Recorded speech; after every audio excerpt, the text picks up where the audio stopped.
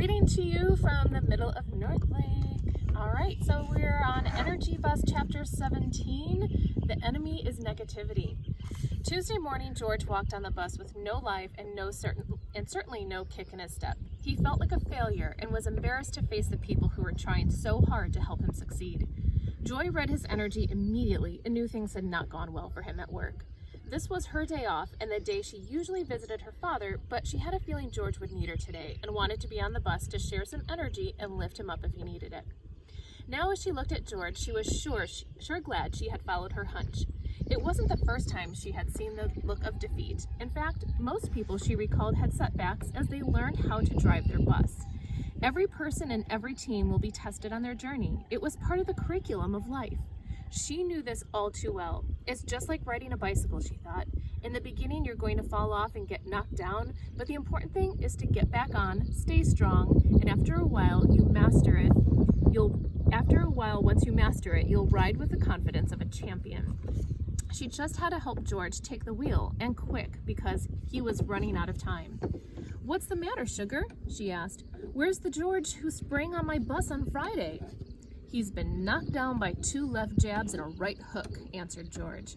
"Well, it's time to get back up," Joy exclaimed. "Life is always going to knock you down. The important thing is you gotta get back up." "Haven't you seen the movie Rocky?" she asked. Her words piqued his interest. He had always loved the original Rocky movie and had even written his college essay about the movie and a person overcoming their demons and challenges to become someone of worth and value. "Well, of course I have. Who hasn't?" he said. "But that's a movie," he said skeptically. "And this is life, George, and I'm telling you to get back up," she said sternly. "But I failed," he said. Closer to the reason, sorry.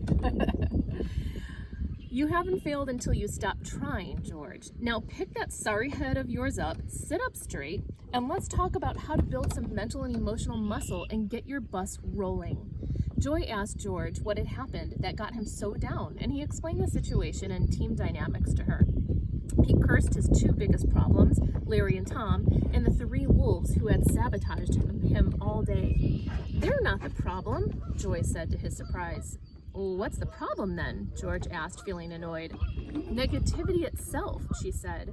"You see, there will always be negativity everywhere in everything you do, George. You will always be surrounded by negative people. It's not these people, so to speak, it's the negativity they represent. They are just one of many you will come across."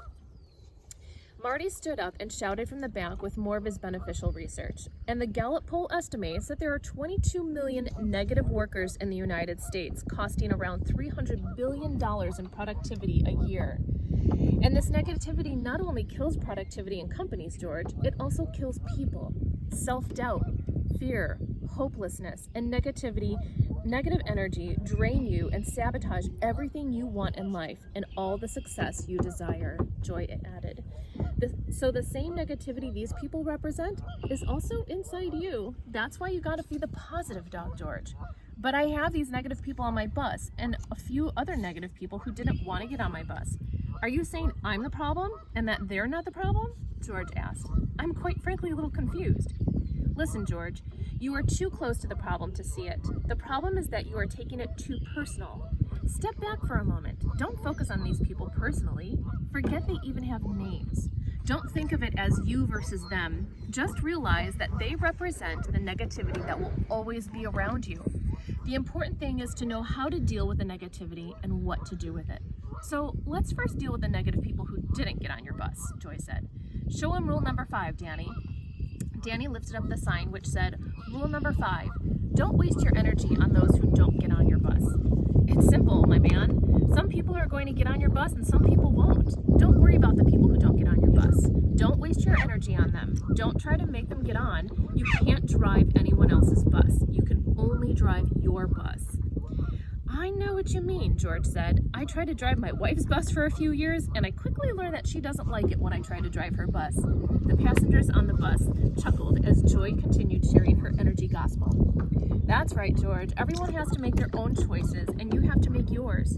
And certainly don't spend your energy being upset that these people didn't get on your bus. Don't take it personal. Maybe they are meant to get on another bus. Maybe if they got on your bus, they would ruin your ride." George knew this would definitely be the case.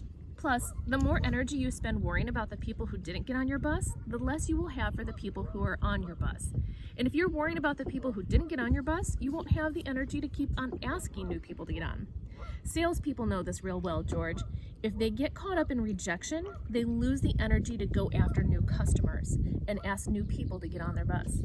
So for the people who don't get on your bus, just let them sit at the station as you drive on by. George now realized the grave mistake he had made. He had spent so much time thinking about the other 3 wolves that he had completely ignored the people who wanted to be on his bus. He had been so tired and drained that he had no energy to move the bus forward. But what about the people who get on your bus but are really negative? George asked as he thought of Tom and Larry. The mere thought of them sent shivers down his spine. Joy would have to answer for them, as well as the solution didn't require weapons or garlic. That's it. So I think this is a really good follow-up to the last chapter and what you had emailed me on Tuesday's Read Aloud about what decisions did you make that maybe you regretted later? Like, did you forget or not get on a bus, so to say, for a certain reason, and then you kind of regretted it later? Because all of our choices that we make, as long as we take the time to analyze them and see, like, what are the reasons why I didn't make this decision, as long as you're taking that step and looking at it, what was the effect of that, and then kind of making your choices from then on and making changes to what you decide or what you do. So that's what's important.